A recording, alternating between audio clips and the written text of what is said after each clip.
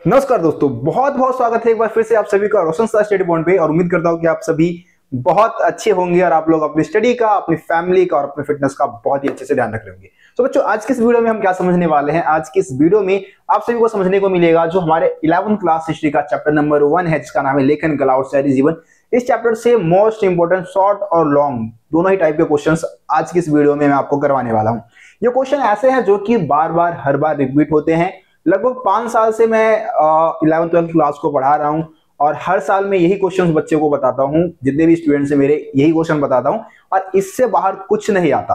ठीक है, आप अपना अभी मिड टर्म का एग्जाम आप देंगे, ठीक है, आप मिड टर्म में ही देख लोगे कि जो क्वेश्चंस मैं आपको बता रहा हूं ना, उसी के इर्द गिर्द से चीजें आ रही है, उसी में से आ रही है। लगभग 80 से 90% चीजें तो भाई सेम टू सेम डिट्टू जो मैं बता देता हूं जो क्वेश्चन वही आ जाते हैं।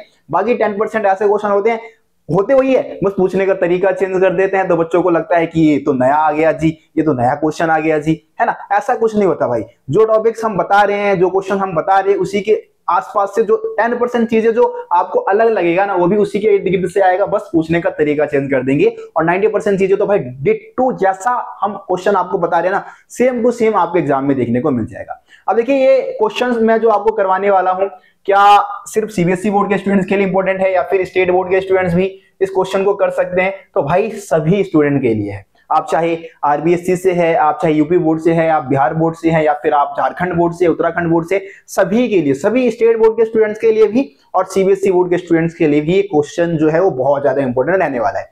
एक चीज और मैं आप लोगों से अपील करना चाहता हूं कि भाई इस वीडियो के नीचे आप लोगों को कमेंट करना है, दबा के कमेंट करना है कि रोशन भैया आप इस सीरीज को आगे कंटिन्यू रखें। तो यस लिख देना आप लोग अगर चाहते हैं कि मैं सीरीज को, ये इंपॉर्टेंट क्वेश्चन आंसर की सीरीज में आप लोगों के लिए स्टार्ट करने जा रहा हूं, तो इस सीरीज को मैं आगे कंटिन्यू रखूं तो आप लोगों को करना क्या है, इस वीडियो के कमेंट में यस लिखना है, वो भी फायर वाली इमोजी के साथ। सभी स्टूडेंट को ये काम जरूर करना है, ठीक है जी। तो स्टार्ट करते हैं हम लोग अपने इंपॉर्टेंट क्वेश्चंस को देखना। भाई ऐसे क्वेश्चन जो कि रिपीट होते हैं, बार बार रिपीट होते हैं। चलिए जी, तो सबसे पहला क्वेश्चन आपको दिख रहा होगा। सबसे पहला जो हमारा क्वेश्चन है वो है मेसोपोटामिया का अर्थ बताइए। मेसोपोटामिया का क्या अर्थ होता है जी? मेसोपोटामिया का मतलब क्या है ना? तो अगर हम मेसोपोटामिया के अर्थ की बात करें, मेसोपोटामिया क्या है? देखिए, मेसोपोटामिया जो शब्द है वो यूनानी भाषा का शब्द है। ठीक है, कौन सी भाषा का शब्द है जी? यूनानी भाषा का शब्द है। और यूनानी भाषा के 2 शब्दों से मिलके बना है। पहला शब्द क्या है? मैसोस, और दूसरा शब्द क्या है? पोटेमोस। देखो, 2 शब्दों से मिलके बना है। पहला है मैसोस, दूसरा है पोटेमोस। मैसोस का अर्थ क्या होता है? मैसोस का अर्थ होता है मध्य। ठीक है, मध्य यानी कि बीच का एरिया। ठीक है, और पोटेमोस का अर्थ क्या होता है जी? पोटेमोस का अर्थ होता है नदी, है ना। यानी कि नदी के बीच का भूभाग, जो 2 नदियों का जो बीच का भूभाग है, उसी को हम क्या बोल देते हैं जी? मेसोपोटामिया बोल देते हैं। यानी कि मेसोपोटामिया जो है वो दजला और फरात नदी के बीच का जो उपजाऊ भूमि है, जो उपजाऊ क्षेत्र है, उसको इंगित करने के लिए हम मेसोपोटामिया शब्द का इस्तेमाल करते हैं। तो मेसोपोटामिया क्या है? यहाँ पे मेसोपोटामिया एक सभ्यता का नाम है। सबसे पुरानी विश्व की जो सबसे पुरानी सभ्यता जो विकसित हुई, उसको हम मेसोपोटामिया की सभ्यता ही बोल देते हैं। और इस समय जो मेसोपोटामिया है वो, उसको हम किस नाम से जानते हैं जी? इराक के नाम से जानते हैं। ठीक है, इराक जो कि पश्चिमी एशिया का एक देश है, इराक, उसको हम मेसोपोटामिया पहले कहा करते थे। तो मेसोपोटामिया का अर्थ समझ गए, सिंपल अर्थ था, बहुत ही आसानी से आप इसका आंसर कर पाएंगे अपने एग्जाम के दौरान, चाहे वो मिड टर्म हो, यूनिट टेस्ट होते हैं आपके, जो साप्ताहिक परीक्षा होते हैं आपके, या फिर फाइनल एग्जाम आपके होंगे, हर जगह ये क्वेश्चंस आपके काम आने वाले हैं। चलिए जी, अगले क्वेश्चन की बात करते हैं बच्चों। देखो, अगला क्वेश्चन क्या है? मेसोपोटामिया के लोग कौन सी भाषा का इस्तेमाल करते थे? ठीक है, मेसोपोटामिया के लोग किन भाषाओं का इस्तेमाल करते थे जी? हाँ जी, तो मेसोपोटामिया की अगर हम भाषाओं की बात करें तो देखिए, यहाँ के लोग जो सबसे पहले जो भाषा, मतलब ज्ञात भाषा कह दे, ज्ञात भाषा का मतलब क्या है जी? ज्ञात भाषा का मतलब ये है कि हमें जिस भाषा का ज्ञान है। ऐसा नहीं है कि इससे पहले वो किसी भाषा का इस्तेमाल नहीं करते थे, सुमेरी भाषा से पहले किसी भाषा का इस्तेमाल नहीं करते थे, करते थे, लेकिन हमें जो ज्ञात है पहली भाषा वो है सुमेरी। सुमेरी भाषा के बारे में हमें पता है। इससे पहले जिस भाषा का भी वो इस्तेमाल करते थे उसके बारे में हमारे को किसी भी प्रकार का कोई नॉलेज नहीं है। तो इसीलिए हम मेसोपोटामिया की सबसे पहली भाषा लेते हैं, जो सबसे पहले ज्ञात भाषा है वो सुमेरी है या फिर सुमेरियन है। ठीक है जी। उसके बाद भाषा में परिवर्तन आता है। लगभग 2400 ईसा पूर्व के आसपास सुमेरी के स्थान किसने ले लिया? अक्कदी ने ले लिया था। ठीक है, अक्दी भाषा को अपना लिया 2400 ईसा पूर्व में। फिर इसके 1000 साल बाद क्या होता है जी, 1000 साल बाद 1400 ईसा पूर्व में फिर से भाषा में परिवर्तन देखने को मिलता है मेसोपोटामिया में, और आरामाइक भाषा को अपना लिया जाता है। तो इस तरीके से 3 भाषा, सुमेरी, अक्दी और आरामाइक, ठीक है जी, 3 भाषाओं का इस्तेमाल वहां पे होता था। इन 3 भाषाओं के नाम ही आपको बताने हैं और कुछ एक्स्ट्रा आपको यहाँ पे नहीं मांगता है, जो चीजें मांगता है वो हमने बता दिया है। चलिए जी आगे बढ़ते हैं बच्चों।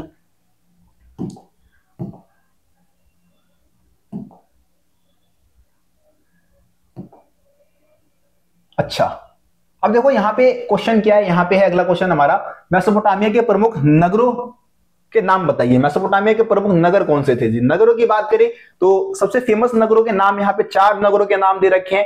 सबसे पहला नाम क्या दे दिया जी? उरुक, है ना। उसके बाद है मारी। मारी आपको पता है कि व्यापारिक केंद्र के रूप में विकसित होने वाला सबसे महत्वपूर्ण नगर था मारी, ठीक है। उरुक की बात करें तो एनमर्कर की बात कर लो, ठीक है जी, गिलगिमिस की बात कर लो, ये 2 बहुत ही पावरफुल राजा हुए थे यहाँ के, तो वो कहां से थे? उरुक के ही थे, है ना। उसके बाद बेबीलोन है आपका एक नगर, और एक है उर। उर के बारे में आप लोगों ने बहुत अच्छे से पढ़ा है कि भाई उर नगर में क्या था, नगर नियोजन पद्धति का बहुत ज्यादा अभाव था, गलियां टेढ़ी मेढ़ी थी, है ना।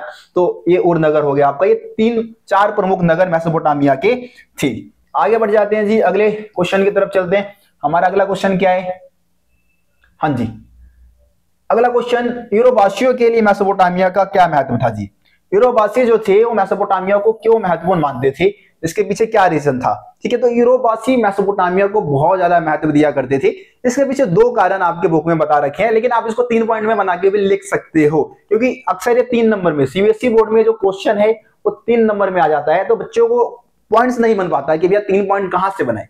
तो 3 पॉइंट भी आप बना सकते हो, बस सुनो, आंसर सुनो, आप 3 पॉइंट आराम से लिख सकते हो। देखो, तो किसी भी स्थान को हम महत्वपूर्ण क्यों मानते हैं, किसी धार्मिक स्थान को, जैसे कि हम अयोध्या को, हिंदू धर्म में हम अयोध्या को बहुत ज्यादा पवित्र भूमि मानते हैं, क्योंकि इसका जिक्र जो है वो रामायण में किया गया है ना, या फिर दूसरे और भी पवित्र जगह है, तो वो सारे जगह जो है उसका किसी ना किसी पुराने ग्रंथों में हमारे जिक्र किया गया है, इसलिए हम उन स्थानों को बहुत ज्यादा पवित्र मानते हैं, है ना जी। इसी तरीके से मेसोपोटामिया का उल्लेख जो है वो बाइबल के प्रथम भाग में किया गया था। अब आपको पता है कि ईसाई धर्म का जो धार्मिक ग्रंथ है वो है बाइबल, है ना, और बाइबल के 2 भाग है, ओल्ड टेस्टामेंट और न्यू टेस्टामेंट।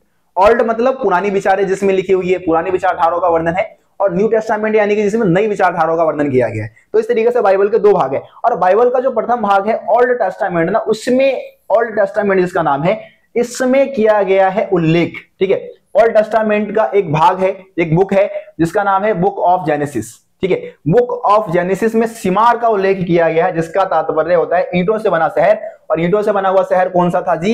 मेसोपोटामिया ही था। तो इस तरीके से मेसोपोटामिया महत्वपूर्ण हो गया, ठीक है। इसके तो यहां से आप 2 पॉइंट बना सकते हो, यहीं से आप 2 पॉइंट बना सकते हो कि एक तो भाई बाइबल के प्रथम भाग ओल्ड टेस्टामेंट में इसका वर्णन था, एक पॉइंट ये बता दो छोटा सा। उसके बाद उदाहरण के लिए उदाहरण दे दो, उदाहरण को आप दूसरे पॉइंट के तौर पे ले सकते हो कि उदाहरण के लिए जो ओल्ड टेस्टामेंट का एक बुक है जिसका नाम है बुक ऑफ जेनेसिस, है ना। ओल्ड टेस्टामेंट में एक बुक है बुक ऑफ जेनेसिस, इसमें सिमार का उल्लेख किया गया, जिसका तात्पर्य क्या होता है? ईंटों से बना हुआ शहर, और ये शहर मेसोपोटामिया ही था, ठीक है। 2 पॉइंट हो गया। तीसरा पॉइंट आप लिख देना ये कि भाई यूरोपवासी मेसोपोटामिया को, मतलब यूरोप के बहुत सारे विद्वान जो है ना, वो मेसोपोटामिया को अपने पूर्वजों की भूमि बता देते हैं, ठीक है। मेसोपोटामिया को यूरोपवासी क्या मानते थे? अपने पूर्वजों की भूमि। उनका मानना यह था कि उनके पूर्वज जो थे यही रहते थे, यही निवास करते थे, यहीं से उनका विकास हुआ है, तो इसलिए भी ये बहुत ज्यादा शहर जो है महत्वपूर्ण हो जाता है वहां के लोगों के लिए। चलिए जी, आसान था क्वेश्चन, काफी आसान था तो भाई वीडियो को लाइक कर दो फटाफट। क्वेश्चन आसान था, आसानी से समझ में आ गया, वीडियो को लाइक करो और शेयर करो फटाफट भाई, ज्यादा से ज्यादा अपने दोस्तों तक पहुंचाओ इस वीडियो को, इस चैनल के लिंक को, इस चैनल के बारे में अपने दोस्तों को बताओ, ठीक है। अब देखो अगला क्वेश्चन आगे आता है। अगला क्वेश्चन क्या है? अगला प्रश्न क्या है? संभवतः दुनिया को मेसोपोटामिया की सबसे बड़ी देन, भाई मोस्ट इंपोर्टेंट अगर क्वेश्चन की बात करूं ना मैं, मोस्ट इंपोर्टेंट क्वेश्चन की बात करूं तो सबसे ज्यादा इंपोर्टेंट क्वेश्चन इस चैप्टर में यही बन जाता है, और आसान भी है और इंपोर्टेंट भी है, ठीक है। बहुत आसान आंसर है भाई, बहुत आसानी से आप आंसर लिख सकते हो, ठीक है। तो यहाँ पे आप क्या कर सकते हैं? हेडिंग बना के लिख सकते हैं, छोटे छोटे हेडिंग बनाए, उन हेडिंग्स में इस क्वेश्चन को लिखे, क्योंकि भाई ये लॉन्ग क्वेश्चन में आता है। सीबीएसई बोर्ड में ये पूरे 8 नंबर को कैरी करता है, ठीक है जी। 8 नंबर में क्वेश्चन आ जाता है भाई सीबीएसई बोर्ड में। तो कैसे हम ऐसे अब 8 नंबर का क्वेश्चन आ रहा है, तो 8 नंबर का क्वेश्चन हमारे को 300 शब्दों में कम से कम लिखना होता है, 300 से 350 शब्दों में, है ना। तो बच्चों को आंसर बनाना होता है। तो 8 नंबर का जब क्वेश्चन कोई भी आपके एग्जाम में आएगा ना, तो एक सीक्वेंस में आपको लिखना है, एक फॉर्मेट होता है। हर लॉन्ग क्वेश्चन को लिखने का एक फॉर्मेट होगा। अगर आप उस फॉर्मेट को फॉलो करते हो, आपको पूरे 8 नंबर दिए जाएंगे। तो फॉर्मेट क्या होता है, अगर किसी भी 8 नंबर का क्वेश्चन आप लिखोगे ना, तो उसका पहला फॉर्मेट होता है कि पहले नंबर पे आपका होना चाहिए भूमिका। भूमिका बोले तो भूमिका या फिर प्रस्तावना बोल सकते हैं, इंग्लिश में बोलते हैं इंट्रोडक्शन। तो 8 नंबर के क्वेश्चन में आपको एक इंट्रोडक्शन देना है। इंट्रोडक्शन में आप क्वेश्चन को बताएंगे, क्वेश्चन को समझाएंगे कि आखिर इस क्वेश्चन में आप क्या बताने वाले। तो इंट्रोडक्शन में आप क्या लिखोगे जी, इंट्रोडक्शन में आप लिखोगे कि मेसोपोटामिया जो है वो दुनिया की सबसे प्राचीन सभ्यताओं में से एक है ना। मेसोपोटामिया का अर्थ बता दो, इसमें थोड़ा सा अर्थ भी बता सकते हो, क्योंकि लेंदी आंसर लिखना है तो थोड़ा सा हमें बनाना होगा। तो इसमें मेसोपोटामिया का अर्थ भी लिख दो, और उसके बाद बताओ कि मेसोपोटामिया के लोगों ने इस विश्व को बहुत कुछ दिया है, इसीलिए पूरे विश्व के इतिहास में इनका नाम लिया जाता है, इनको याद किया जाता है। तो मेसोपोटामिया के लोगों की मुख्य दिन निम्नलिखित है ना। इस तरीके से प्रस्तावना हमने 6-7 लाइन में, 5 लाइन में लिख देंगे। उसके बाद हमारा मेन आंसर शुरू होगा। जो मेन आंसर है वो फिर हम लिखेंगे, है ना। तो मेन आंसर लिखने के बाद, अभी मेन आंसर तो मैं समझाऊंगा आप लोगों को। मेन आंसर लिखने के बाद आप आखिर में क्या लिखेंगे जी, निष्कर्ष। अब निष्कर्ष लिखना क्यों जरूरी है? निष्कर्ष इस बात को दर्शाता है कि बच्चे ने रटा रटा आंसर नहीं लिखा है, बल्कि समझा है चीजों को, रट के नहीं मार दिया भाई आंसर। तो निष्कर्ष में क्या लिखोगे? निष्कर्ष में ऐसे लिख देना कि भाई इन सभी पॉइंट्स के आधार पे हम कह सकते हैं कि मेसोपोटामिया के लोगों ने इस विश्व को बहुत कुछ दिया है, और ये सारी चीजें आज हमारे दैनिक जीवन का हिस्सा है। अगर इन चीजों को मेसोपोटामिया के लोग ना खोजे होते तो हमारा जीवन अस्त व्यस्त होता, है ना। इस तरीके से निष्कर्ष लिख सकते हो, ठीक है। तो इस तरीके से अगर आप आंसर लिखते हैं, आपको आंसर भी लेंदी हो जाता है, और टीचर को लगता है कि हाँ भैया इस बच्चे के आंसर में दम है, और पूरे नंबर देगा। तो यही फॉर्मेट मैं हर साल के बच्चों को बताता हूं, और बहुत से बच्चे भाई हिस्ट्री में 95 वालों की तो भाई कतार लग जाती है, ठीक है, जब रिजल्ट आता है तब। तो क्योंकि वो सारी इस फॉर्मेट को फॉलो करते हैं, तभी जाके नंबर मिलता है उन लोगों को। फिर सिर्फ रटा रटा आंसर जो बता दिया 8 नंबर में लिख के आ जाओगे, नंबर पूरे 8 मिलना मुश्किल है। लेकिन एक फॉर्मेट को फॉलो करोगे, पूरे नंबर मिलेंगे, ठीक है। तो चलिए अब हम इस क्वेश्चन की बात कर लेते हैं। मेसोपोटामिया के लोगों ने इस विश्व को क्या दिया है, ठीक है। तो मेसोपोटामिया के लोगों की अगर हम बात करें तो बहुत कुछ इस दुनिया को दिया है ना। कला गणना और गणित के महत्वपूर्ण सिद्धांत इन्हीं के लोगों की देन है ना। काल गणना और गणित के जो भी सिद्धांत दिए गए यहाँ के लोगों ने ही दिया है। जैसे कि आप गुना, भाग, चक्रवर्ती ब्याज की बात कर लो, वर्गमूल की बात कर लो, है ना। ये सारे सिद्धांत कहाँ के लोगों ने दिया है? मेसोपोटामिया के लोगों ने दिया है ना। मेसोपोटामिया वासियों को समय का जो विभाजन है, समय को हम एक वर्ष को जो 12 महीनों में बांटते हैं, है ना। एक महीने को हमने जो 4 हफ्ते में बांट रखा है, या फिर एक दिन को हमने 24 घंटों में बांट रखा है, ये सारा विभाजन किसके द्वारा किया गया है? 1 घंटे को हमने 60 मिनट में बांट रखा है। ये विभाजन कहाँ के लोगों ने किया? मेसोपोटामिया के लोगों ने सबसे पहले किया, उन्होंने ही इस चीज को बनाया भाई, ठीक है। इसके अलावा सूर्य और चंद्र ग्रहण घटित होने के आधार पर वर्ष, मास, माह और दिन के अनुसार उनका हिसाब रखना और उसकी गणना करना भी इनको आता था। सौर मंडल का भी अच्छा खासा नॉलेज था भाई इनको, ठीक है। मतलब कि खगोल विद्या के बारे में भी अच्छे तरीके से जानते थे। सूर्य ग्रहण, चंद्र ग्रहण, इन सब चीजों के बारे में इनको नॉलेज था, ठीक है। सूर्य के घूमने के अनुसार, चंद्रमा मामा के घूमने के अनुसार उन्होंने समय का विभाजन कर रखा था, ठीक है जी। शहरीकरण का विकास भी सबसे पहले कहां से हुआ था जी? मेसोपोटामिया से। सबसे पहले शहर जो विकसित होने शुरू हुए मेसोपोटामिया में ही शुरू हुए। अच्छे मकानों में जो रहना स्टार्ट किया लोगों ने सबसे पहले यहीं पे। रात को आकाश में तारों और तारामंडल की स्थिति पर नजर रखते हुए गणना की जाती थी, ठीक है जी। तो इस सौर मंडल की बात कर रहे हैं, मतलब कि सौर मंडल में जो भी घटित हो रहा है ना, हमारे खगोल विद्या का ही पार्ट आ जाता है, तो उसमें जो भी घटित हो रहा है उसका भी इनको अच्छा खासा नॉलेज था। लेखन कला की शुरुआत सबसे पहले यहीं के लोगों ने किया था जी। लेखन कला, लिखने की कला जो है सबसे पहले यहीं के लोगों ने विकसित किया, यानी कि चिकनी मिट्टी की पट्टिकाओं पे लेखन कार्य करते थे, इन्होंने ही लेखन कला की शुरुआत की थी। इसके अलावा व्यापार की बात कर लो, ठीक है। और पॉइंट, ये तो 7 हमारे ऐसे दिए हुए, मैं आपको 8वां बता देता हूं, व्यापार की शुरुआत, ठीक है जी। व्यापार वाला पॉइंट लिख दो कि व्यापार की शुरुआत सबसे पहले यहीं के लोगों ने किया था। 9वां पॉइंट भी लिख सकते हो, कृषि की शुरुआत, जो कि यहाँ पे नहीं है आपके इस पॉइंट में, कृषि, है ना। कृषि की शुरुआत भी सबसे पहले यहीं के लोगों ने किया था, यहीं के लोगों ने सबसे पहले खेती करना शुरू किया था। तो इस तरीके से आपके 8-9 पॉइंट यहाँ पे बन जाते हैं, और मेरे को लगता है कि इतना आंसर आप लिख के आते हैं तो आपको नंबर पूरे दिए जाएंगे, ठीक है जी। उम्मीद करता हूं आप लोगों को समझ में आ गया होगा। चलिए अब हम मेसोपोटामिया के भूगोल की बात करेंगे। अगला क्वेश्चन क्या है जी, भूगोल यानी कि मेसोपोटामिया का ज्योग्राफी कैसा था। ठीक है, मेसोपोटामिया के भूगोल की हम बात करने वाले, भौगोलिक अवस्था की बात करने वाले हैं। तो सिंपल ऐसे क्वेश्चन आता है कि मेसोपोटामिया का भूगोल बताइए या मेसोपोटामिया की भौगोलिक अवस्थाओं का वर्णन कीजिए। ठीक है जी, तो नॉर्मल मतलब आसानी से आप इसका आंसर भी कर पाओगे। अब बच्चे बहुत ज्यादा भाई स्कूल के टीचर्स, मैं किसी को बुराई नहीं कर रहा, लेकिन भाई कमेंट जो आता है उस कमेंट के अकॉर्डिंग मैं बता रहा हूँ कि बच्चे बताते हैं हमारे स्कूल में कोई टीचर नहीं है, तो टीचर है वो सही से हमें पढ़ा नहीं रहे हैं, ऐसे कमेंट आते हैं। तो वो सब बच्चे जो है हमारे यूट्यूब चैनल की बदौलत ही है, हम पे निर्भर है। और मेरे अलावा और भी 2-4 चैनल है जो कि हिंदी मीडियम में बेहतर कंटेंट बना रहे हैं। आप सब उन्हीं टीचर्स के ऊपर डिपेंडेंट है, मेरे ऊपर है। मेरे ऊपर आप भरोसा करते हैं कि भैया वीडियो लेके आएंगे, भैया इंपॉर्टेंट क्वेश्चन आंसर बता देंगे, सही से सारी चीजें समझा देंगे, ताकि हमारा जो एग्जाम है अच्छा चला जाएगा, है ना, चीजें हम आसानी से सीख पाएंगे। ठीक है, स्कूलों में जैसे मैं सारे स्कूलों की बात ना करूं, मैं अपने स्कूल की ही बात कर लूं, तो मेरे स्कूल में भाई बहुत अच्छे टीचर थे, बहुत ज्यादा सपोर्ट किया मेरे को पढ़ने में, आगे बढ़ने में, है ना। कई जगह पे ऐसा नहीं होता है, कई जगह पे चीजें अच्छी नहीं हो पाती, तो फिर आप लोगों के को काफी ज्यादा प्रॉब्लम फेस करना पड़ता है। जैसे कि राजस्थान से मेरे पास बच्चों के कॉल आते हैं कि भैया हमारे स्कूल में कोई टीचर ही नहीं है, कोई पढ़ाने वाला ही नहीं है, कैसे करेंगे हम, नोट्स भेज दो भैया, इंपॉर्टेंट क्वेश्चन। फोन कई बार मैं नंबर दे देता हूँ तो भाई मतलब वेबसाइट वगैरह से नंबर ले लेते हैं, वहां पे फिर कॉल कर देते हैं मेरे को बच्चे। चलिए आगे बढ़ते हैं। अब ऐसे स्टोरी सुनाने लग जाऊंगा तो फिर वीडियो में काफी ज्यादा टाइम हो जाएगा, है ना।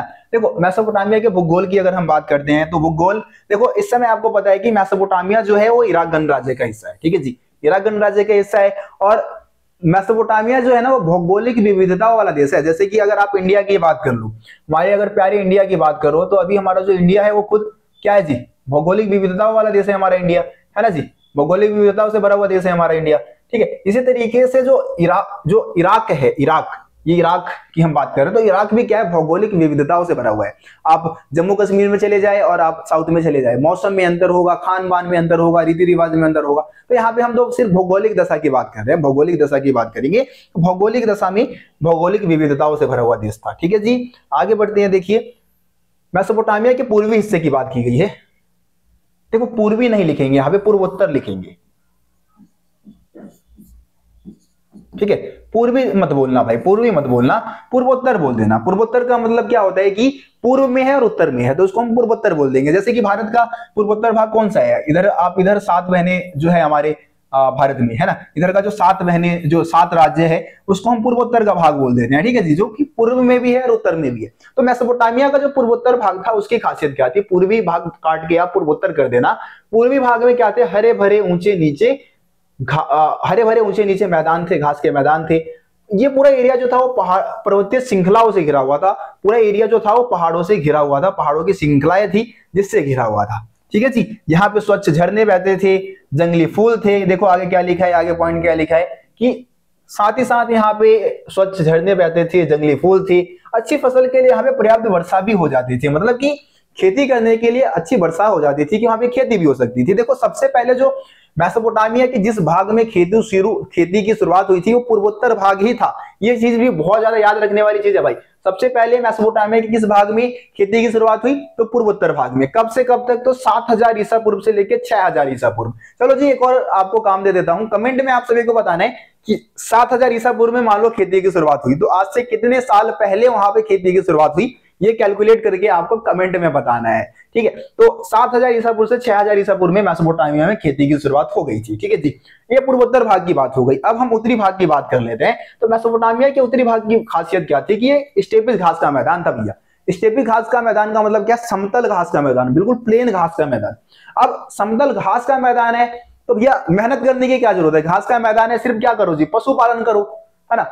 पशुओं के लिए आसानी से चारे की व्यवस्था भी हो जाएगी, वहां पे चारे की भी कोई कमी नहीं बचेगी, समझ रहे हो। तो इसलिए वहां के लोग जो थे, उत्तरी भाग के जो लोग थे, ये क्या करते थे, खेती की तुलना में पशुपालन को ज्यादा महत्व देते थे, क्योंकि पशुपालन ज्यादा बढ़िया साधन था ना भाई।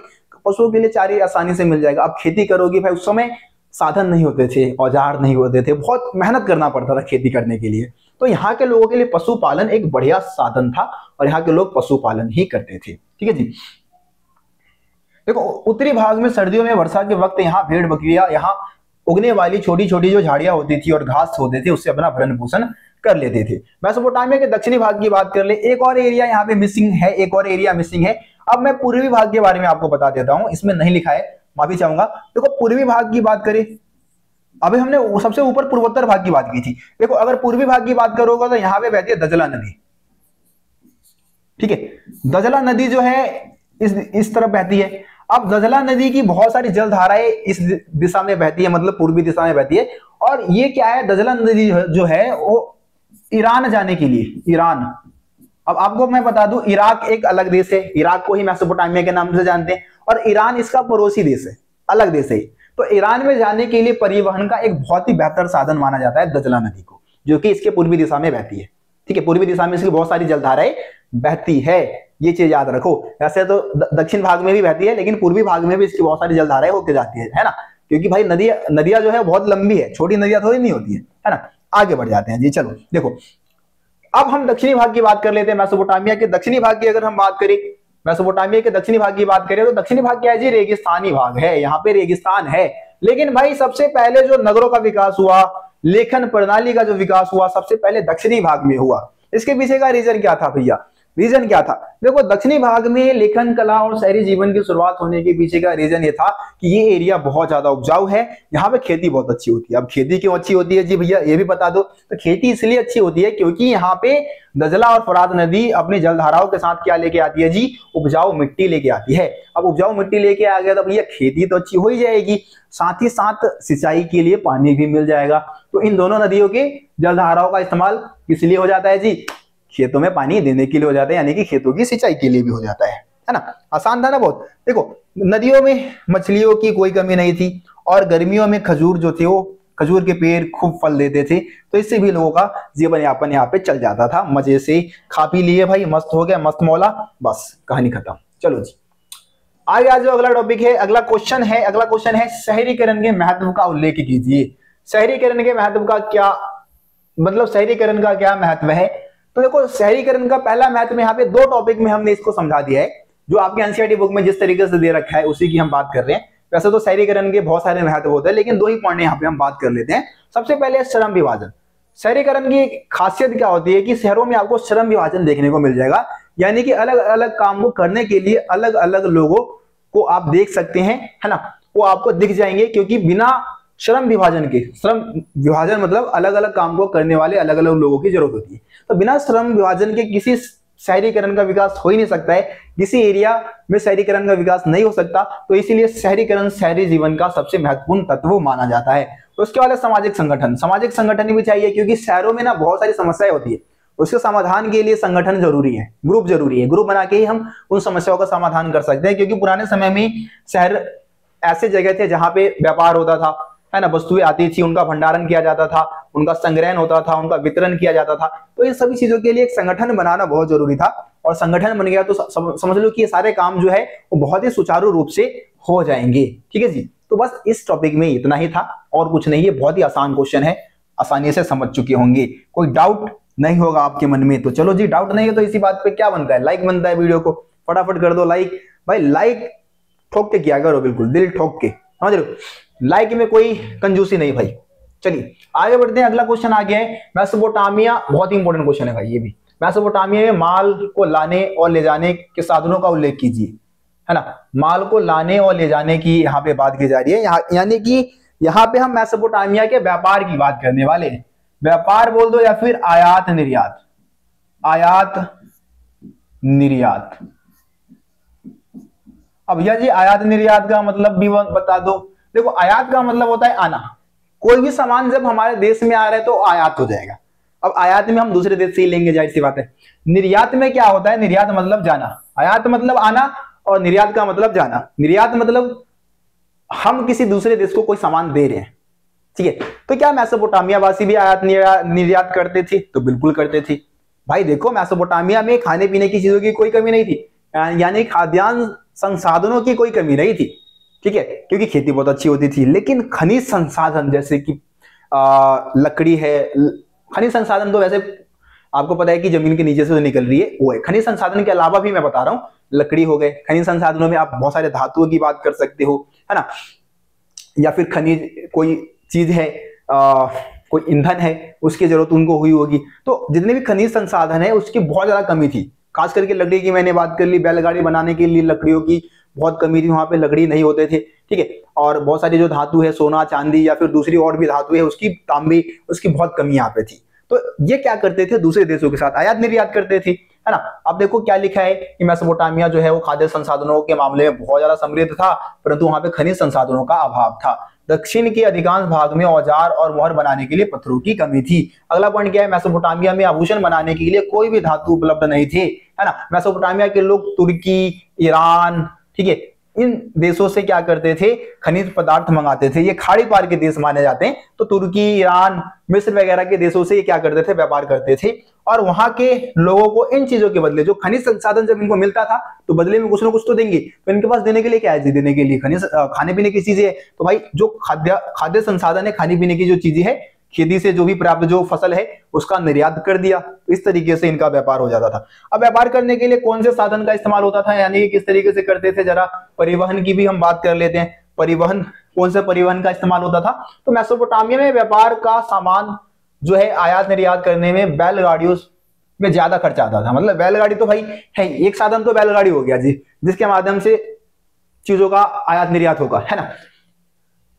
लेकिन ये बहुत महंगा था भैया, उस समय के लिहाज से बहुत ज्यादा महंगा माना जाता था, खर्चीला माना जाता था, क्योंकि बैलगाड़ी के लिए आपको पहले बैलों की व्यवस्था करनी होगी, फिर उनके चारे की व्यवस्था करनी होगी, है ना, फिर उनके रख रखाव की व्यवस्था करनी होगी, बहुत ज्यादा पैसा आएगा, ठीक है। तो इसलिए उस समय क्या था कि नदी मार्ग का जो है इस्तेमाल ज्यादा होता था, है ना। इसलिए मेसोपोटामिया के लोग सामान के आयात निर्यात के लिए जल परिवहन का इस्तेमाल करते थे, नदी मार्ग का इस्तेमाल करते थे। और क्योंकि नदी मार्ग जो है वो काफी सस्ता होता था, क्योंकि आप हवा के वेग से ही या फिर चप्पू चला के ही आप क्या कर सकते हो, आसानी से पहुंच सकते हो, किसी चारे की जरूरत नहीं है। और जहाजों की देखरेख, नाव के देखरेख के लिए कोई आपको जगह स्पेसिफिक बनाना नहीं होगा, है ना। उनके लिए कोई खास आपको रख रखाव का कोई खर्चा नहीं उठाना होगा ज्यादा। तो इसलिए नदी मार्ग जो था वो बहुत ही सस्ता माना जाता था। और फरात नदी जो था उस समय भैया विश्व मार्ग के रूप में भी प्रसिद्ध था, है ना। फरात नदी से व्यापार होता था, उस समय काफी ज्यादा होता था। बहुत सारे जो बंदरगाह बनाए गए थे, बहुत सारे जहाज वगैरह जो है वो फरात नदी के माध्यम से दूसरे जगह पे जाया करते थे। तो फरात नदी जो था वो काफी ज्यादा फेमस था, उस समय विश्व मार्ग के रूप में प्रसिद्ध था, इसके माध्यम से व्यापार होता था। ठीक है जी, उम्मीद करता हूं आपको समझ में आ गया होगा। आगे बढ़ते हैं, फिर से हम आगे बढ़ जाते हैं अगले क्वेश्चन की तरफ। भैया अगला क्वेश्चन क्या है हमारा, अगला क्वेश्चन है मेसोपोटामिया की लेखन कला के विकास पर प्रकाश डालते हुए बताइए कि लेखन कला मानव सभ्यता के विकास में किस प्रकार मील का पत्थर साबित हुआ, है ना। क्वेश्चन समझ गए भाई, क्वेश्चन समझ गए। लेखन कला के विकास के बारे में आपको बताना है कि लेखन कला का विकास कैसे हुआ वहां पे, और उसके बाद आपको बताना है कि किस तरीके से लेखन कला जो है वो मानव की सभ्यता में, सभ्यता के विकास में मील का पत्थर साबित हुआ।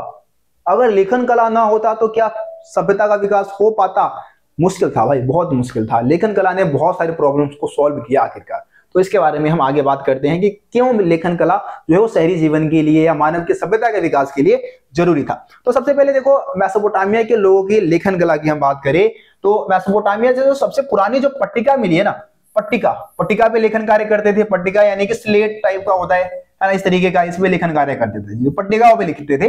तो सबसे पुरानी जो पट्टिका मिली वो 3200 ईसा पूर्व की है, जिसमें बहुत सारे चित्र, बहुत सारे चिन्ह बने हुए मिले हैं। तो ये इस बात को इंडिकेट करता है कि 3200 ईसा पूर्व के आसपास यहाँ के लोगों ने लिखना शुरू किया होगा। और ये जो पट्टिकाएं मिली है उसमें बहुत सारे चित्र हमें मिले हैं, बहुत सारी, मतलब लगभग 5000 से ज्यादा सूचियां इसमें दी गई थी, बैलों की, मछलियों की, रोटियों की, है ना। ये सारी मतलब चीजें यहाँ पे लिखी गई थी, चित्रों के माध्यम से यहाँ पे दर्शाया गया था, इन चीजों को चिन्हों के माध्यम से दर्शाया गया था। ठीक है, तो लेखन कार्य की आवश्यकता क्यों होगी, जब हिसाब किताब का स्थायी रिकॉर्ड रखना होगा, है ना, स्थायी तौर पे रिकॉर्ड रखना होगा, तभी जाके लोगों को लेखन कला की जरूरत हुई होगी। अब देखो जी, मेसोपोटामिया के लोग जो थे वो चिकनी मिट्टी की पट्टिकाओं पे लेखन कार्य करते थे। चिकनी मिट्टी को पहले आटे की तरह, जैसे आटे को गूंदते हैं ना, वैसे गूंद कर उसको ऐसे ऐसे रोटी की तरह ठाप कर एक ऐसा आकार दे देते थे जिसको हाथ में आसानी से पकड़ सकते थे। हाथ में पकड़ के फिर उसको गीले रूप में, जब वो गीला होता था पट्टिका, तभी क्या करते थे, किलाकार लिपि से, हाँ, किलाकार लिपि जो है सरकंडे की तीखी नोक, मान लो ये सरकंडे की नोक है, सरकंडे की तीखी नोक से लेखन कार्य करते थे। आ रही बात समझ में? देखो ये सारी चीजें लिखी है यहाँ पे, क्या लिखी है, चिकनी मिट्टी की गीली पट्टिकाओं को लिखने के लिए तैयार करते थे। सरकंडे की तीखी नोक से किलाकार चिन्ह बनाते थे। अब इनके लिपि का नाम क्या है? लिपि क्या होता है भैया? लिपि से हम क्या समझते हैं?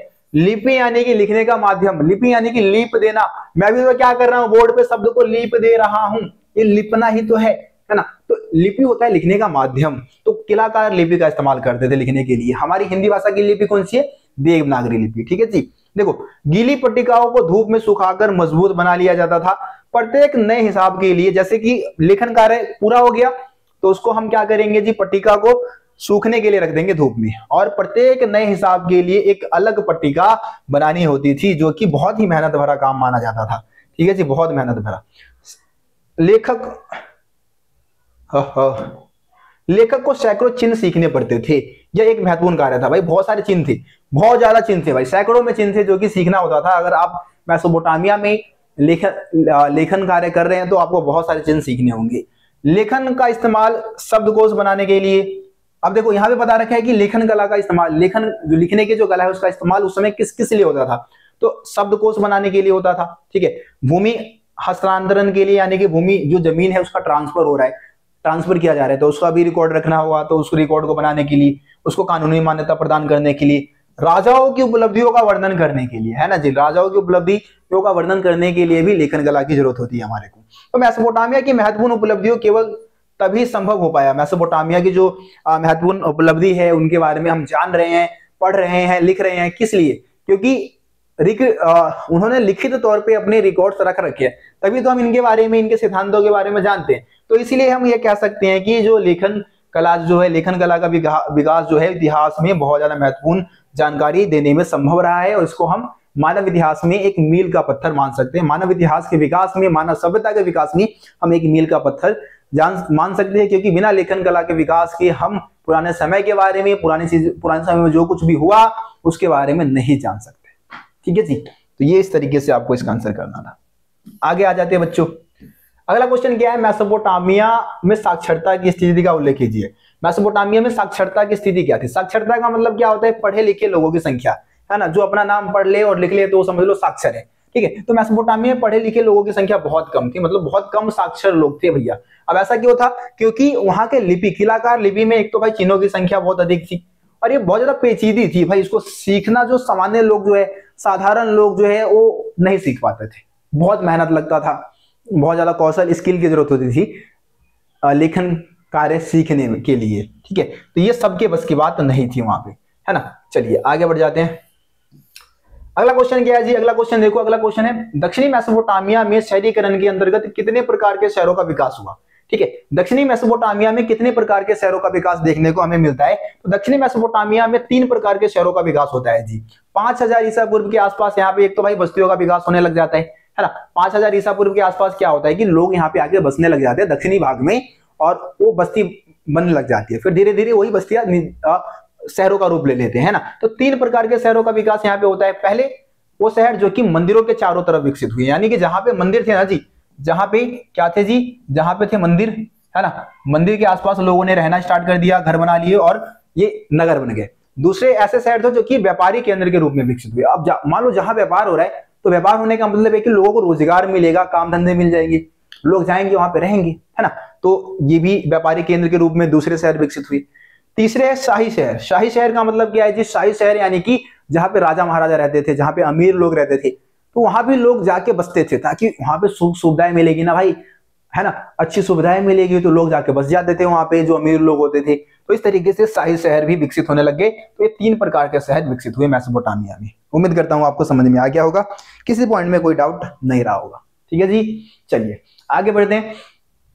अब हम बात करते हैं मेसोपोटामिया में मंदिरों के स्वरूप की या मंदिरों की विशेषता। भाई जो भी क्वेश्चन बता रहा हूं ना यार, सारे इंपॉर्टेंट है। मैं क्या ही बोलूं कि भैया ये इंपॉर्टेंट है, ये इंपॉर्टेंट है, भाई सारे करके जाने पड़ेंगे अच्छे से, है ना। तो क्वेश्चन हमारा क्या है जी? क्वेश्चन है हमारा कि मेसोपोटामिया में आरंभिक मंदिरों के स्वरूप का वर्णन कीजिए। मंदिर कैसे बनाया जाता था, मंदिरों की क्या विशेषता थी, इस तरीके से क्वेश्चन आपके एग्जाम में आता है। चलिए जी इंपॉर्टेंट पॉइंट से पढ़ते हैं। तो सबसे पहले क्या था कि मंदिर जो होता था वो छोटा सा देवालय होता था। ठीक है जी, जो मंदिर था मेसोपोटामिया का वो छोटा सा देवालय होता था। देवालय यानी कि देवी देवताओं का घर, जो कच्ची ईंटों का बना हुआ था, कच्ची ईंटों का बना था। तो भाई मंदिर यहाँ पे बनाए जाते थे। मंदिर मतलब काफी ज्यादा संख्या में यहाँ पे मिले हैं। तो मंदिर विभिन्न प्रकार के देवी देवताओं के निवास स्थल के रूप में माना जाता था, मतलब कि मंदिर को वहां के लोग अपने देवी देवताओं का निवास स्थल मानते थे। जैसे कि उर, एक देव का नाम क्या दे दिया यहाँ पे, उर। अब उर कौन है जी, चंद्र देवता है ना, उर कौन है, चंद्र देवता। और दूसरे जो देवी है एक है इनाना। अब इनाना जो है वो प्रेम और युद्ध की देवी थी, प्रेम और युद्ध की, अगर युद्ध में विजय प्राप्त करना है तो इनाना देवी की पूजा करो, प्रेम में जीत हासिल करनी है, जिसको आपने प्रेम किया है उसको पाना चाहते हो तो इनाना देवी की आराधना करो, मिल जाएगी, वो भी मिल जाएगी। ठीक है जी। तो इनाना जो थी वो युद्ध और प्रेम की देवी थी। मंदिर जो थे ये किससे बनाए जाते थे जी, ईंटों से बने हुए थे। समय के साथ मंदिर का विस्तार होता गया, लगातार मंदिर का क्या होता गया, विस्तार होता गया। पहले छोटा सा मंदिर होता था, लेकिन अब उसमें खुला प्रांगण बनाया जाने लग गया, है ना, चारों तरफ बहुत सारे कमरे बनाए जाने लग गए, तो मंदिर का विस्तार लगातार होता गया। कुछ मंदिर साधारणतः घर की तरह ही होते थे, क्योंकि मंदिर भी किसी देवी देवता का घर ही होता है, तो मंदिर को हम भी क्या घर जैसा ही कह सकते हैं, क्योंकि मंदिर भी देवी देवताओं का घर होता है। मेसोपोटामिया के लोग मंदिरों में देवी देवताओं को बहुत सारी भेंट जो है वो चढ़ाते थे, जैसे कि मछली होगा जी, मछली, ठीक है, अंडे, अन्न, दही, दूध, बहुत सारी चीजें जिसको अर्पण करते थे देवी देवताओं को, यानी कि देवी देवताओं के को चढ़ाया करते थे। ठीक है, तो ये मंदिरों की विशेषता थी। बस अगला क्वेश्चन क्या है जी, अगला क्वेश्चन दे रखा है कि मेसोपोटामिया की जमीन में प्राकृतिक उपजाऊपन होने के बावजूद कृषि क्षेत्र में संकट आने के कारणों का उल्लेख कीजिए। मतलब इस पॉइंट में आपको बताना है कि मेसोपोटामिया, आपको पता है कि सबसे ज्यादा जो उपजाऊ जमीन थी मेसोपोटामिया में वो दक्षिणी भाग की थी। अब दक्षिणी मेसोपोटामिया की जमीन उपजाऊ होने के बावजूद भी वहां पे क्या होता था कि कई बार जो खेती है वो संकट से घिर जाती थी, है ना। तो संकट से घिरने के पीछे क्या, खेती के संकट से घिरने के पीछे क्या कारण थे, उसके बारे में इस टॉपिक में आपको समझना है। तो देखो यहाँ पे बहुत ही आसान पॉइंट दे रखे हैं, है ना। मान लो कि कोई नदी है, मैं एग्जांपल देके आपको ऐसे समझा देता हूँ, ज्यादा कोई डाउट ही नहीं रहेगा आपके मन में, कोई डाउट ही नहीं बचेगा। देखो ऐसे ही मैं आपको समझा देता हूँ इस पॉइंट को।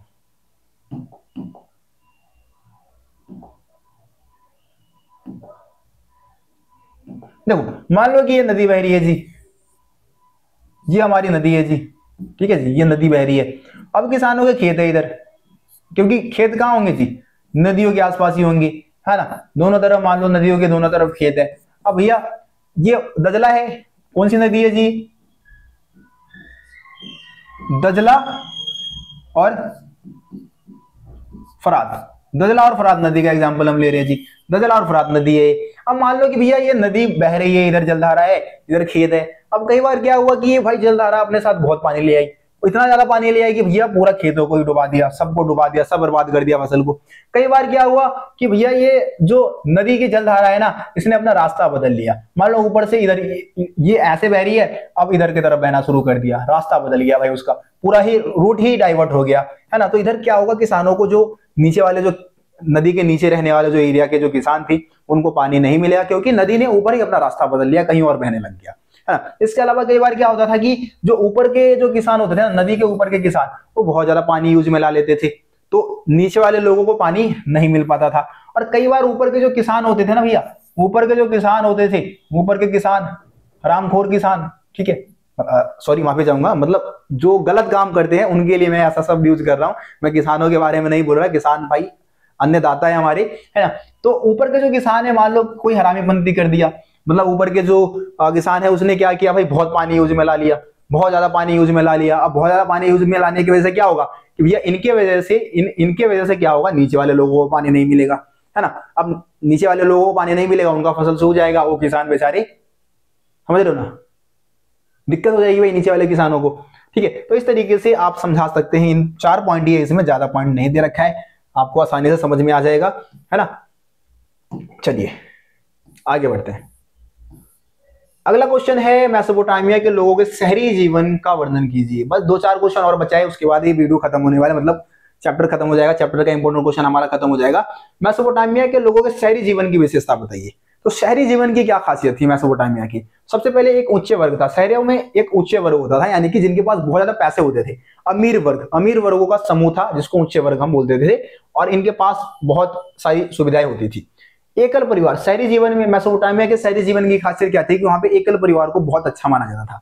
एकल परिवार यानी कि माता पिता और बच्चे जो है एक साथ रहते थे, और किसी चाचा ताऊ वगैरह को इसमें शामिल नहीं किया जाता था। माता पिता और बच्चे, बस उनको एकल परिवार में हम शामिल करते हैं। उसके बाद एक पिता परिवार का मुखिया होता था, यानी कि सारे फैसले जो है वो पिता के द्वारा लिया जाता था। समाज जो था वो पितृ प्रधान था, पूरी तरीके से सारे फैसले पिता के द्वारा ही लिया जाता था।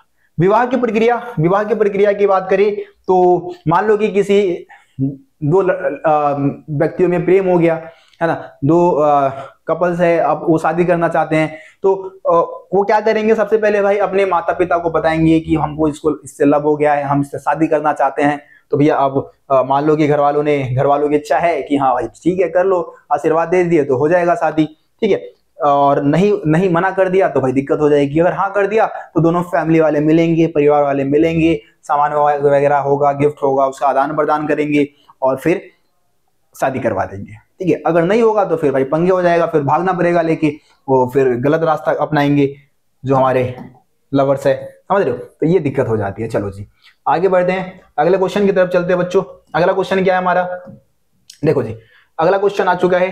अरे भाई क्या है तेरे को, क्या दिक्कत है भैया तुमको। हाँ अगला क्वेश्चन है, और नगर की व्यवस्था का उल्लेख कीजिए या और नगर की विशेषता बताइए, या क्या आपको ऐसा लगता है कि और नगर में नगर नियोजन पद्धति का अभाव था, ऐसे क्वेश्चन भी आ जाता है। तो भाई पूरा आंसर लिख देना। 8 नंबर में भाई कई बार आ जाता है, 8 नंबर में, पूरे 8 नंबर कैरी करता है भैया ये क्वेश्चन, तो 8 नंबर में भी आ जाएगा। तो अच्छे से कर लो भाई इस क्वेश्चन को। और नगर में क्या था जी, और नगर की पहली खासियत, और नगर में ना नगर नियोजन पद्धति का अभाव था, यानी कि योजना के अनुसार भाई इस नगर को नहीं बसाया गया था। पहली बात तो ये, ठीक है ना, क्योंकि गलियां घुमावदार और बहुत पतली थी तथा घरों का आकार भी बहुत एक जैसा नहीं होता था, छोटे थे घर, कोई बड़े थे, इस तरीके से एक जैसे नहीं थे। टेढ़ी मेढ़ी गलियां थी भैया, और नगर की जो गलियां थी वो बहुत टेढ़ी मेढ़ी और बहुत ही पतली थी, जिस कारणवश क्या होता था कि पहिएदार जो वाहन थे वो घरों तक नहीं जा सकते थे। अब पहिएदार वाहन जब घरों तक नहीं जाते थे तो लोगों को सामान अपने कंधे पे उठा के लेके जाना होता था, या फिर ऊंट है या फिर गधा है उस पे लोड करके लेकर जाते थे, है ना जी। अगला पॉइंट क्या है, जल निकासी की व्यवस्था। देखो और नगर में जल निकासी की अगर हम व्यवस्था की बात करें तो छत का सारा पानी कहाँ जाता था, आंगन में जाता था, ठीक है। अब आंगन से नाली बना दिया, नाली को एक हौज में लेके जाया जाता था, हौज में, ठीक है। हौज ऐसा जगह होता है जहां पे जितनी भी गंदगी है, गंदा पानी है, मल मूत्र है, सब इसी में इकट्ठा होता था। तो सारा पानी, छत का ढलान जो है किस तरफ होता था, आंगन की तरफ। सारा पानी वर्षा का जितना पानी है वो जाके आंगन में मिलता था, आंगन में नाली के माध्यम से कहां जाके गिरता था, हौज में, ठीक है। तो इस तरीके से नालियों पानी की निकासी इस तरीके थी। दरवाजे की बात कर लेते हैं, दरवाजों के निर्माण की बात कर लेते हैं जी।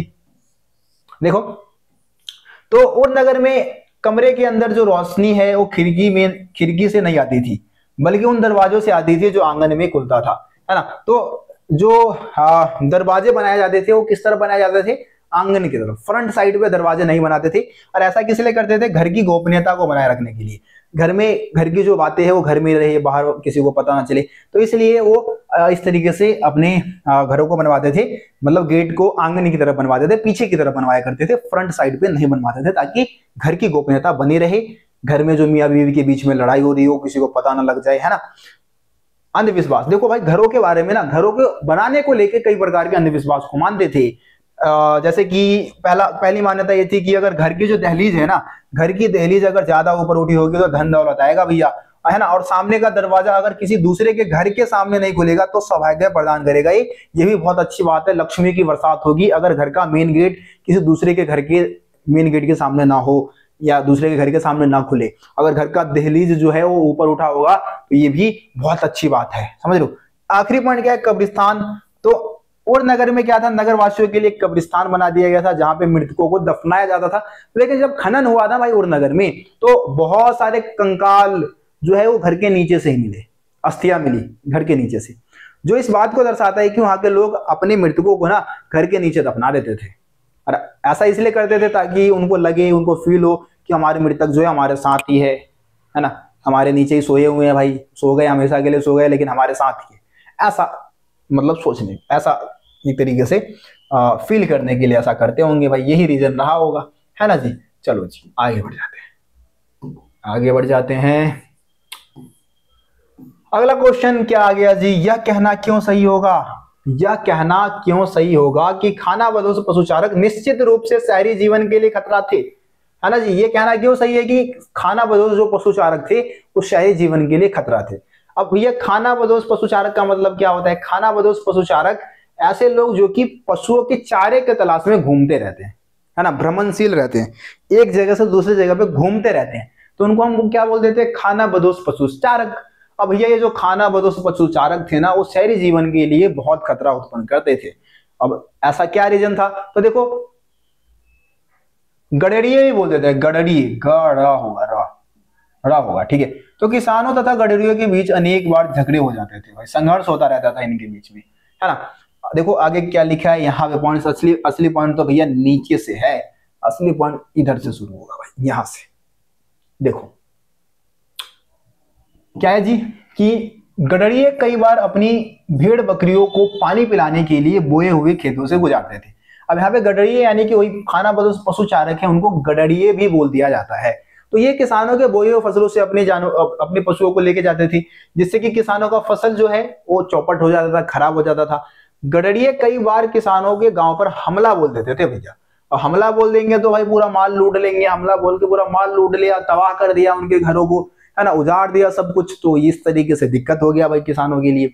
कई बार बस्तियों में रहने वाले लोग भी पशुचारकों का रास्ता रोक देते थे। अब किसान भी भाई कई बार पशुचारकों का रास्ता रोक के खड़े हो गए, हाँ भाई कहाँ जा रहा है, चल लाइन से लगा दे अपने पशुओं को, और जिस तरीके से आए उल्टा निकल ले, ऐसा धमकी दे दिया। अब धमकी दे दिया, गडरिया ने बोला कि भाई तू कौन होता है मेरे को रोकने वाला, मैं तो लेकर जाऊंगा यहीं से भाई। तो समझ रहे हो, फिर क्या होगा? फाइटिंग हो जाएगी भाई, लड़ाई हो गई। अब लड़ाई हुई तो भाई उससे भी जो नुकसान होगा वो भाई दोनों समूह को होगा, है ना, दोनों समूह का एक आध का माथा वाथा चटक जाएगा, समझ लो। देखो आगे क्या लिखा है, कई बार बस्ती में रहने वाले किसानों ने पशुचारकों का रास्ता रोक दिया, उन्हें अपने पशुओं को नदी नहर तक नहीं ले जाने देते थे, जिससे कि संघर्ष हो जाता था दोनों के बीच में। और शहरी जीवन के लिए विकास के लिए जरूरी है कि शांति का माहौल हो, फसल अच्छी हो, व्यापार हो, तो शहर का विकास होगा। लेकिन गडरिये जो थे वो कहीं ना कहीं शहरी जीवन के लिए खतरा उत्पन्न कर देते थे। लेकिन फायदेमंद भी थे भाई, ये फायदेमंद भी थे क्योंकि ये किसानों को हेल्प करते थे, दूध दे दिया, पनीर दे दिया, मांस दे दिया, बहुत सारी चीजें उपलब्ध कराते थे। ठीक है जी, चलो आखिरी क्वेश्चन रहेगा ही, अब आखिरी क्वेश्चन की बात कर लेते हैं। बस आखिरी क्वेश्चन ही है, खत्म है उसके बाद। ठीक है, देखो शॉर्ट, जितना कोशिश किया हमने शॉर्ट में आंसर लिखा, ज्यादा लेंथी आंसर हमने लिखने की कोशिश नहीं की है। लेंथी आंसर बनाने का तरीका मैंने आपको बता दिया, उस तरीके से आप बहुत आंसर लेंथी बना सकते हो। देखो मारी नगर इतना समृद्ध क्यों था? जो मारी नगर था वो मेसोपोटामिया का सबसे समृद्ध नगर था, धनी नगरों में से एक था। तो मारी नगर इतना समृद्ध क्यों था? तो मारी नगर जो है वो व्यापार के कारण, किसके कारण हुआ जी? व्यापार, है ना, वहां पे जो व्यापार होता था, व्यापार के कारण समृद्ध होने वाले सबसे महत्वपूर्ण नगरों में से एक था मारी नगर। ठीक है, व्यापार के कारण। तो यहां से क्या है, लकड़ी, तांबा, नाव के द्वारा फरात नदी के रास्ते दक्षिणी और तुर्की सीरिया तक जाया करते थे। तुर्की सीरिया जैसे देशों में नाव के माध्यम से ये जो सामान है वो कहां जाते थे? फरात नदी के माध्यम से जाते थे, क्योंकि मारी नगर जो था वो फरात नदी के किनारे ही स्थित था। वहां पे बंदरगाह बनाया गया था, बंदरगाह समझते हैं ना, जहां पे नाव जहाज रुकते हैं, समुद्री जहाजें रुकती है जहां पे, ठीक है, नावें जहां पे रुकती है तो उसको हम बंदरगाह बोलते हैं। तो मारी नगर के अधिकांश लदे, मारी नगर के जो अधिकारी होते थे, अधिकारी, वो लदे माल की जांच करते थे। ठीक है, और माल की कीमत का 10%, माल होगा यहाँ पे मिसप्रिंट, माल की कीमत का 10% प्रभार वसूलते थे। यानी कि 100 रुपए का अगर माल लदा हुआ है ना भैया, 100 रुपए का माल, तो उसमें से 10 रुपए का माल तो खुद ही रख लेते थे, या 10 रुपए टैक्स के तौर पे लिया करते थे, 10% शुल्क वसूला करते थे। तो इन शुल्कों से ही मारी नगर इतना ज्यादा समृद्ध हो गया था। इस प्रकार मारी नगर व्यापार और समृद्धि के लिए प्रसिद्ध था। ठीक है, एक और चीज याद रखना, 2000 ईसा पूर्व के आसपास मारी नगर जो है वो फेमस होना शुरू हुआ। 2000 ईसा पूर्व के आसपास यह शाही राजधानी के रूप में विकसित हो गया था मारी नगर। ठीक है जी, तो ये आपका मारी नगर के बारे में था। उम्मीद करता हूं जो भी चीजें आप लोगों को समझाई गई है भाई समझ में आ गया होगा, किसी पॉइंट में आप लोगों को कोई दिक्कत नहीं होगा, है ना जी। तो वीडियो को भाई लाइक शेयर जरूर कर देना, और चैनल को अभी तक सब्सक्राइब नहीं किया है रोशन स्टडी पॉइंट को, तो सब्सक्राइब क्यों नहीं कर रहे हो भाई, कर लो यार। और हमारी एनिमेटेड वीडियो भी जरूर देखिए, है ना, आर्ट्स पढ़ना हुआ बहुत आसान रोशन स्टडी पॉइंट के साथ। देखो जी, सोशल मीडिया में फॉलो कर सकते हो भाई, आप मेरे को इंस्टाग्राम पे फॉलो कर सकते हो, रोशन स्टडी पॉइंट के नाम से यूजर आईडी, पीडीएफ वगैरह जो भी है, नोटिफिकेशन बहुत सारे आते हैं, सैंपल पेपर की पीडीएफ सारी पीडीएफ आपको यहाँ पे हम प्रोवाइड करा देंगे। ठीक है जी, तो आप टेलीग्राम पे भी मेरे को सब्सक्राइब कर लेना। बस आज की वीडियो में इतना ही, मिलते हैं आप सभी से अगले वीडियो में, तब तक के लिए जय हिंद जय भारत। आप सभी अपना ख्याल रखिए, धन्यवाद।